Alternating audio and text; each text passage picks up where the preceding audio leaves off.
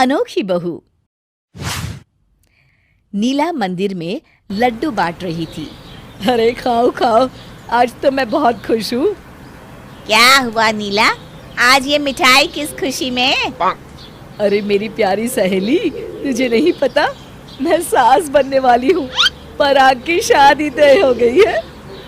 अरे वाह, अब तू समझेगी बहुओं की बुराई करने का सुख क्या होता है। अरे शुभ शुभ बोल, मेरी होने वाली बहू नेहा बहुत अच्छी है, मुझे माँ की तरह प्यार करेगी। अरे रहने दे, सास सास ही होती है। ये सब ना 2 दिन के नाटक है, फिर वो तुझे अपनी उंगलियों पर ऐसी नचाएगी जैसे सपेरा बीन पर नागिन को नचाता है। क्या तूने मुझे नागिन कहा?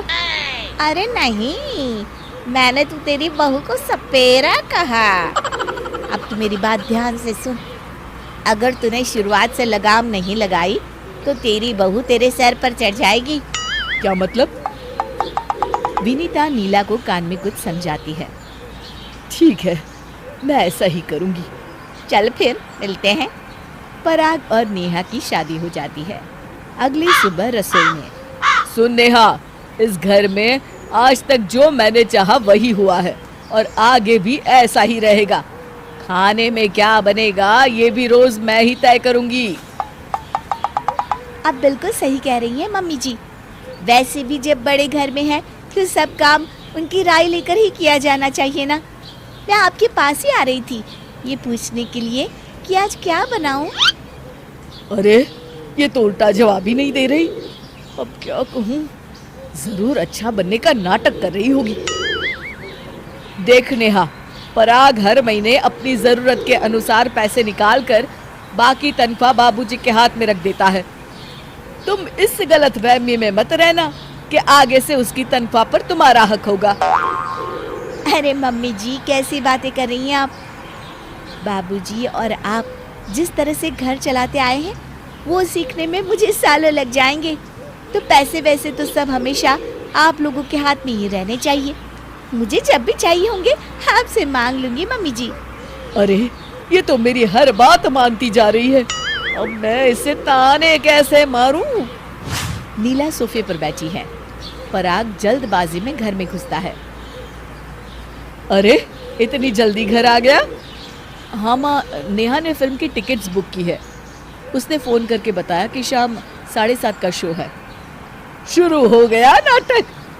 अभी अभी शादी हुई है और घर की जिम्मेदारी संभालने की जगह इसे फिल्म देखने जाना है। अरे तुम दोनों फिल्म देखने जाओगे तो मैं घर काम करूंगी क्या?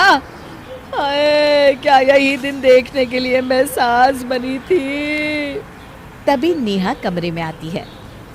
अरे नहीं मम्मी जी, आप लोगों को घर में छोड़कर हम कहाँ जाएंगे। फिल्म देखने हम चारों जा रहे हैं और खाना तो मैंने पहले से ही बना कर रख दिया है। अब जल्दी से आप तैयार हो जाइए ना। हे भगवान, मेरे तो सारे दांव उल्टे पड़ रहे हैं। कुछ दिन बाद माँ, नेहा के भाई का फोन आया था। अगले महीने उनके यहाँ शादी है, हम सबको बुलाया है।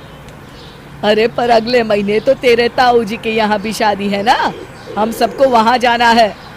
अच्छा माँ, मैं नेहा से बात करता हूँ, चाहे तो हम दोनों नेहा के यहाँ चले जाते हैं, आप और बाऊजी ताऊ जी के यहाँ हो आइए। हाय राम, तू तो अभी से हमें अलग करने लगा। ये सब पट्टी तुझे नेहा ने ही पढ़ाई होगी, है ना? अरे मैं तो लुट गई, बर्बाद हो गई। अब धीरे धीरे तू हर जगह मुझे और बाऊजी को अलग कर देगा, फिर हमें घर से भी निकाल देगा। हाय। तभी नेहा आ जाती है। अरे ये सब क्या कह रही हैं आप मम्मी जी। पराग, आप भी ना। दोनों शादियों में 1 हफ्ते का अंतर है। हम सभी लोग दोनों जगह जाएंगे। क्या? हे भगवान, ये कैसी बहू दी है तूने मुझे। रात को नीला बेड पर बैठी है। नीला, मैं देख रहा हूँ जब से पराग की शादी हुई है तुम बहुत बदल गई हो। बात बात पर बहू और पराग से उलझती रहती हो। मैं आपको क्या बताऊं जी, ये सब करने के लिए मुझे विनीता ने कहा था, उसने बताया कि वो कैसे अपनी बहू पर लगाम रखती है, पर उसने जो जो बताया था नेहा तो वैसा कुछ करती ही नहीं। तो ये बात है। अरे तुम भी किसकी बातों में आकर अपनी समझदार बहू को परेशान कर रही हो। विनीता के इसी व्यवहार के कारण उसकी बहू उससे बुरा बर्ताव करती है। अगर तुम चाहती हो कि नेहा तुम्हारी बेटी बनकर रहे तो तुम्हें भी तो उसे माँ का प्यार देना होगा ना। जी आप सही कह रहे हैं, मैंने बहुत गलत किया। अगली सुबह मम्मी जी नाश्ते में क्या बनाऊं? अरे जो तू चाहे बेटा, आखिर ये तेरा घर है। नेहा आगे बढ़कर नीला के गले लग जाती है। शिक्षा, हमें किसी को जाने बिना दूसरों के कहने पर उसके बारे में कोई राय नहीं बनानी चाहिए।